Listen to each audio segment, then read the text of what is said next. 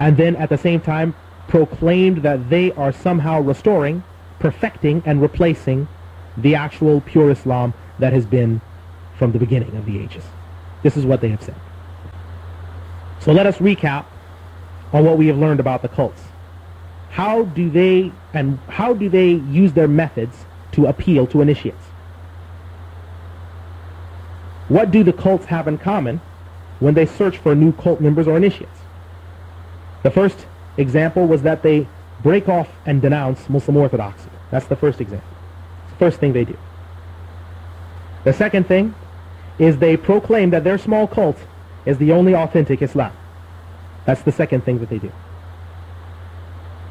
Now we come to their third point in principle. The third is the authority of their cult and its understanding rests on one person put in place of the Prophet Muhammad sallallahu alaihi wasallam and those whom he left in charge besides him.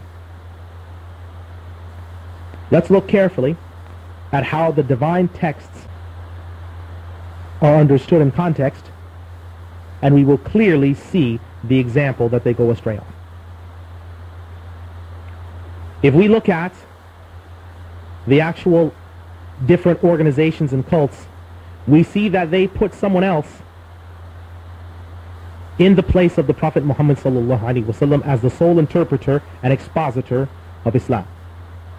Whether we look at the Salafiyah, the Ahmadiyya, the Chakralvis, the Submitters, the Parvezis, the Mu'tazila, be who it may, we know for a fact that they are putting someone in place of the Prophet Muhammad sallallahu alaihi wasallam. Here is one of the first things that they do. These cults and these organizations, they start first of all by proclaiming that they alone have the knowledge that is in the revelation of the book and the Sunnah. They alone understand what it means. So look at the steps that they take. Step one, they say that Muslims, when whatever time they appear in, whether it be the 1700s or our modern era, they say Muslims are in a state of degradation. They are degraded. This degradation has taken place because they have not understood the book and the Sunnah properly. That's the first thing that they do. The second thing and the next step that they take is they denounce common Muslims. The actual core of Muslim orthodoxy is the everyday Muslim on the street. They denounce them and say they are sinners or innovators or kuffar or whatever the case be. That's the next thing they do. The third thing that cults do is they actually denounce the theologians and the scholars and the torch bearers of Muslim orthodoxy. So what have they done? They've left nothing of Islam except what they are going to interpret and make sense of. This is what they've done. So the first thing is they eliminate, by eliminating the scholars that have come through the millennia, they eliminate your ability to actually reference and cross-reference back to the orthodox theologians to understand what's been passed down unbroken. By eliminating them, you can no longer do that. Number two, they denounce the state that Muslims are in by saying that they have misunderstood the texts from the common man to the most elite. So what does that leave? That leaves them. They are the ones that understand the revelation in its context, in all of its forms, and in order to properly understand the Quran and the Sunnah, you must follow them. It is what the ulama of Orthodox Islam have called implicit prophethood. Implicit prophethood. If someone eliminates all the sources for understanding the book and the Sunnah, they eliminate the actual laity throughout the generations, they eliminate the elite of the ummah throughout the generations, they eliminate any documentation or source texts that would actually indicate that the ummah did not understand those verses or those ahadith, or that they did understand those verses or those ahadith in a certain way. By eliminating those, they have stepped in place of the Prophet Muhammad sallallahu alaihi wasallam as the interpreters. Because he has said clearly that the ulama are the inheritors of the prophets. If we eliminate those, we eliminate that example, then we have nothing but them to fill that vacuum, which means that they are the authority. So this is the next step that the cultist takes with the initiate, is by making themselves the authority to the initiate. Making themselves the authority to the initiate. Most of the cults have their own translations of the Quran as well as of the Ahadith. So they have another Muhammad, another Quran, another Sunnah, another Islam. They are another sheep with another shepherd. We're going to talk about who their shepherd is in just a few moments.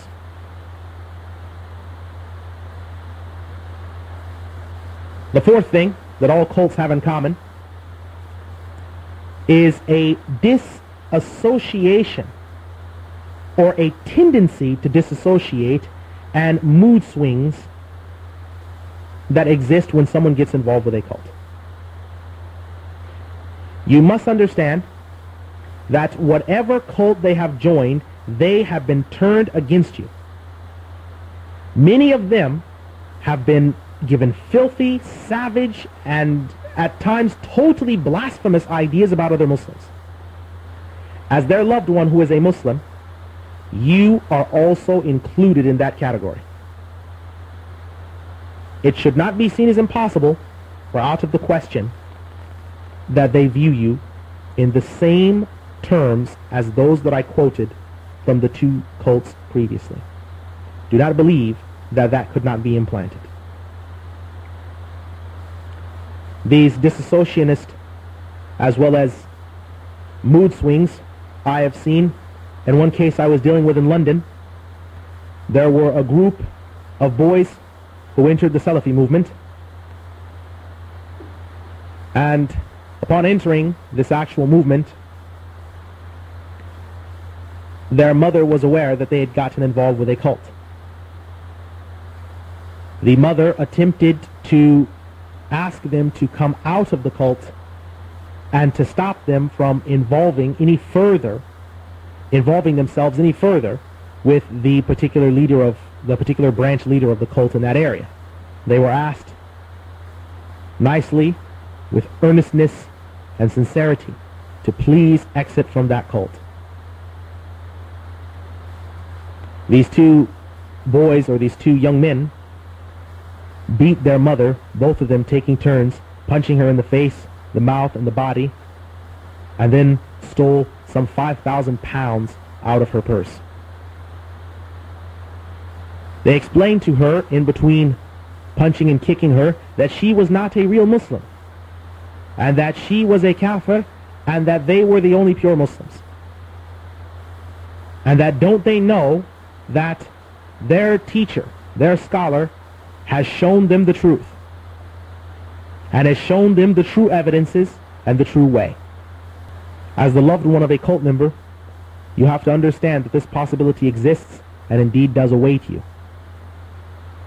You must be careful, and you must realize that when people become involved in cults, there is a certain attitude of disassociation as well as mood swings.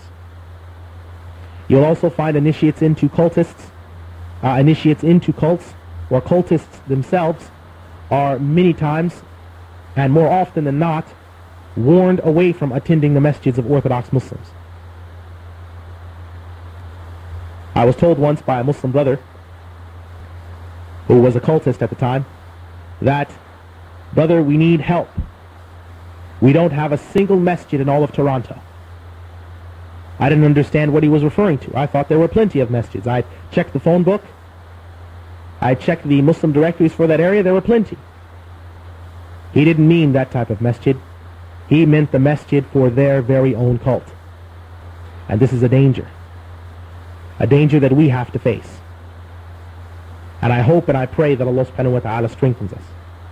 The next thing you need to keep in mind, which is part of the actual disassociation and the tendencies of disassociation as well as mood swings, is that it should not be seen as impossible or out of the question that drugs are involved.